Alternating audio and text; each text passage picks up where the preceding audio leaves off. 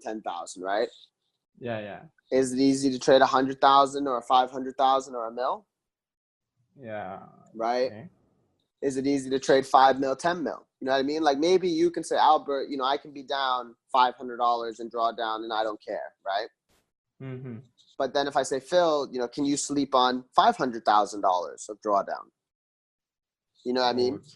And yeah. and then you could come back and argue with me and say, well, it's still 2%, right? But still, if the risk is the same, though, that there's a big difference between $500 and 500,000. You know what I mean? Mm-hmm. So what becomes difficult is not being able to trade, but it's being able to keep the mind stable as your account scales.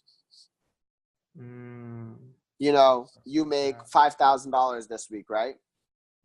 Can Okay. you next week keep your mind calm and do the same thing instead of, oh, let me see if I can make 10,000 this week.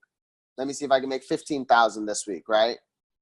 Can you keep your mind calm that, oh, you're down $6,500, but you keep your mind calm enough that the 6,500 is relative to the risk associated, the percent, right?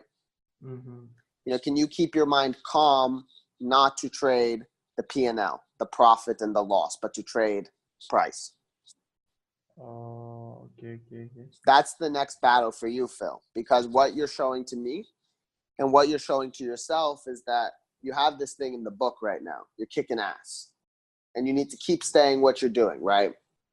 Mm-hmm. But you need to make sure that you keep your mind so harmonized, so meditated, not too high and not too low, right in the middle the whole time.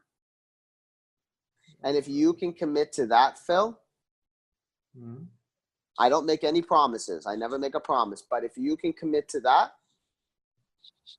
there's an unbelievable, highly, very 99% chance you will have the life that you want to have. Because that's what trading is. See, it's a game. It's a representation of human psychology. That's all it is. You see, do you know why the statistics are so low in trading? Mm-hmm. Well, let me ask you, Phil. How many people in life are rich? Very small, right? Yeah, very small. Okay.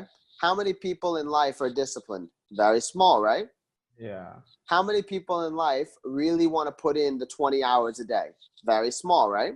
Very small. So why do you think the success of trading is very small? Because trading is a representation of humans, right?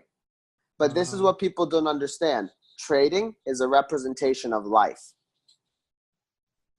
See, anybody can be successful in this game. But do you know what the difference is? When people go to this game, they think it's just an avenue to escape to.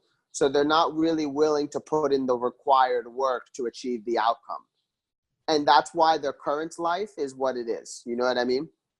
Obviously some people are born not in the best situations, and I understand that, but I'm a firm believer in how you start doesn't mean how you finish, right?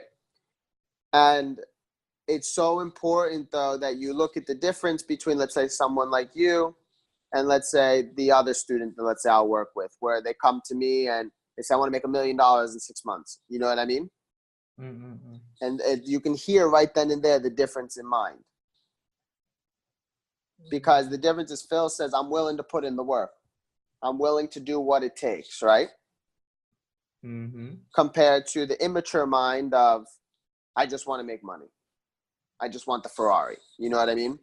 And that's just a representation of life in general. Like, for example, when you go and you work for a new company, do you expect to make the CEO salary day one? No. Right. So when you come and work in trading, should you be making the millions of dollars day one? No, right? Right.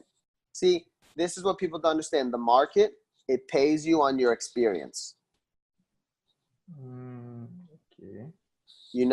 The market pays you on your experience, just like a company will pay you based on your experience. Oh, yeah. And that's what people don't understand.